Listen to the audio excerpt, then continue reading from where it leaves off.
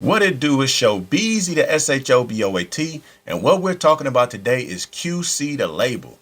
Recently, the label and some of their artists have been making headlines for some not so great reasons, to the point where some people on social media are starting to question the future of the label. Now, before we jump into everything, go ahead and like the video, subscribe to the channel, and hit that notification bell so you don't miss the next video. Now, before we could talk about the future of QC, we have to talk about its beginnings. QC the label was founded back in 2013 by CEO Pierre Thomas, who we know as P or QCP, and President Kevin Lee, who we know as Coach K. At the time, they were working as A&R executives at another label, but they had a vision to create their own independent record label. Since then, the label has grown into the juggernaut record label that we know today, and the home of rappers like Lil Baby, the Migos, Lil Yachty, the City Girls, Icewear Vezzo, and Baby Money. So let's give QC their flowers, because over the years, they've been innovative, progressive, and trendsetters, gaining millions of sales, numerous certifications, nominations, and awards for their accomplishments. For the past 4 to 5 years, they've been considered a top 3 street label where people debate who has that #1 spot. Is it QC? Is it CMG? You feel me? And not until now have people actually questioned their future. In 2022, problems with the Migos caused them to split into a duo of just Quavo and Takeoff, and Offset became a solo artist.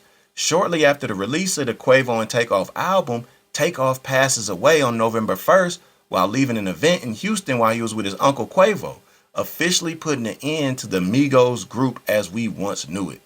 Since then, Quavo has been relatively quiet publicly, only releasing a Takeoff tribute song on January 1st, 2023. Takeoff's passing was a huge loss for Quavo, the Migos, QC, and the world.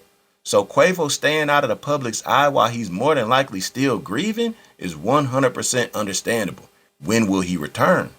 That's what the big question mark is. On top of that, Offset has a lawsuit against QC regarding his solo career. When the Migos split last year, Offset decided to pursue his solo career full time with a record deal through Motown directly, minus QC. When Migos as a group put their music out, it was released through QC/Motown. So when Offset released some singles like 54321 and Cold, he was flabbergasted when the song copyright ownership was showing as QC. The problem stems from this. Allegedly, Offset bought the rights to his solo career back from QC for over $1 million prior to the release of these singles. Remember back in 2018-19 when Quavo, Takeoff, and Offset all released their solo albums on QC? Well, QC's counter lawsuit recently filed against Offset says that they still own the rights to his solo work from back then.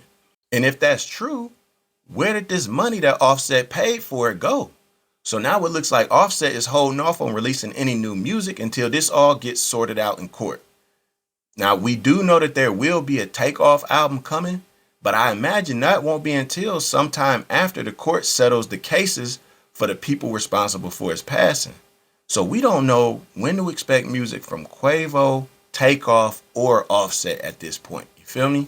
Next are the issues with the QC lead man, Lil Baby. Coming off of the huge success of his 2020 My Turn album, after 2 years, he released his next solo album, It's Only Me, in October of 2022. Now, on paper, it performed well, selling 216,000 units in the first week, and currently, it's up to about 900,000 units. But the narrative floating around is that the new album was mid. It lacked hit songs and didn't live up to the hype compared to My Turn or the anticipation after waiting 2 years. And now, after a subpar verse on Trippie Redd's Fully Loaded song, people have been floating around the idea that Lil Baby's talent has fell off.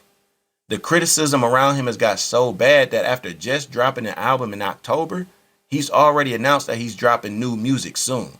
I never expected to see interest around Lil Baby fade this fast after the crazy run that he had. So with the 2 leading acts sitting in limbo, things are looking real shaky. Now, I know some people listening to this might say, well, what about the City Girls? They have a huge brand in the female rap world, right? Well, the City Girls' last album, City on Lock, came out in June of 2020. And their last single came out in July of 2022. So it doesn't really seem like they're too interested in keeping up with rap. You really only see JT hit media outlets when it's something regarding her relationship with Lil Uzi Vert. And the same with Young Miami. It's usually only something about her relationship with Diddy or something from her Carisha Please show that was gifted to her by Diddy on his Revolt network. Now, Lil Yachty is still on the label and still very visible, especially now being best bros with Drake. However, his impact musically hasn't grown the way many thought it would have since his first album released on QC back in 2016.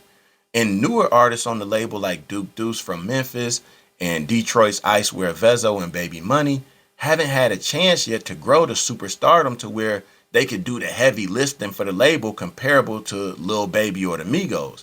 So with all that being said, are we right now witnessing QC's fall from the top? Is the label in shambles?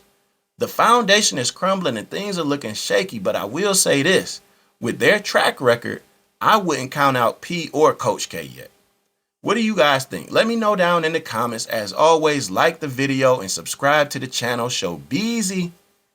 I'm out.